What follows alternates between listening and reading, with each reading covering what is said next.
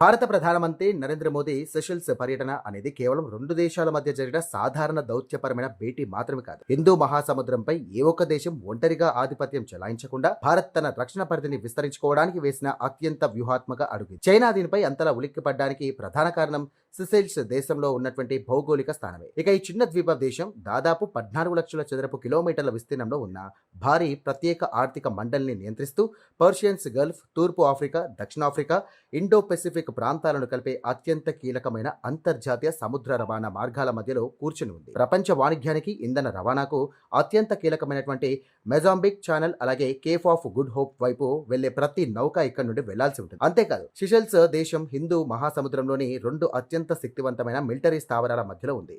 ఒకటి అమెరికాకు చెందినటువంటి అధునాతన డియోగో గార్సియా బేస్ కాగా, మరొకటి ఆఫ్రికాలోని జిబౌటీలో ఉన్నటువంటి చైనా ఏకైక విదేశీ నావిక స్థావరం. ఇక ఈ రెండింటి మధ్యలో ఉన్నటువంటి సిషెల్స్ ఉండడం వల్ల పశ్చిమ హిందూ మహాసముద్రంలో జరిగే అంతర్జాతీయ నౌక విన్యాసాలను, ఇక చైనా యుద్ధ నౌకల కదలికలను నిశితంగా గమనించడానికి ఇది భారత్కు ఒక అద్భుతమైనటువంటి వాచ్ టవర్గా ఉపయోగపడుతుంది.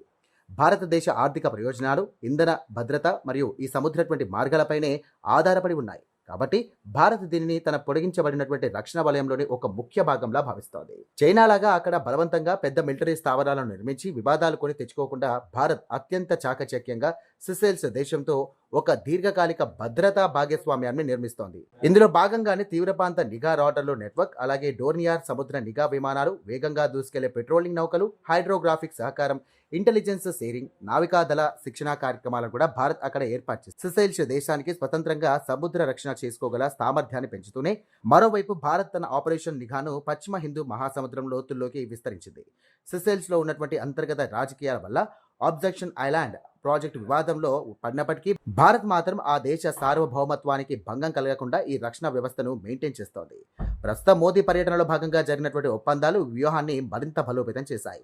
కేవలం రక్షణ రంగానికే పరిమితం కాకుండా డిజిటల్ పబ్లిక్ ఇన్ఫ్రాస్ట్రక్చర్, అలాగే cyber security, health care, green energy, artificial intelligence, shipping connectivity వంటి బహుముఖ రంగాల్లో భారత్ ఒప్పందాలు చేసుకుంది.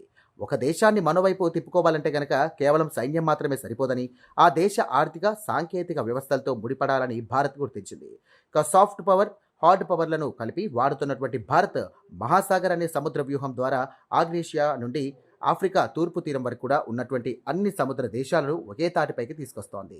ఇదే సమయంలో మోదీ పర్యటన ముగిసిన 24 గంటల్లోనే చైనా రక్షణ శాఖ తన పీపుల్స్ లిబరేషన్ ఆర్మీకి చెందిన ఒక భారీ డెస్ట్రాయర్ యుద్ధ నౌకను సిషెల్స్లోని పోర్ట్ విక్టోరియాకు పంపి హడాబడి ప్రదర్శన చేసింది.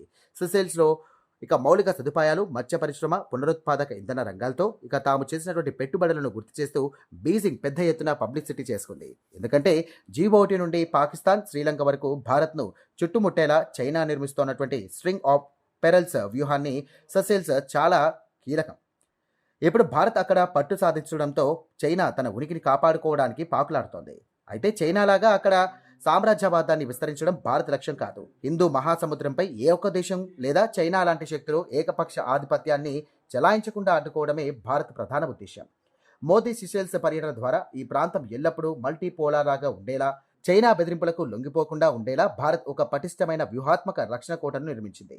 తూర్పు, పశ్చిమ హిందూ మహాసముద్రాల మధ్య ఈ శక్తి సమతుల్యతను కాపాడడం సిషెల్స్ ఇప్పుడు భారత్కు ఒక తిరుగులేని సముద్ర అండగా నిలవబోతోంది.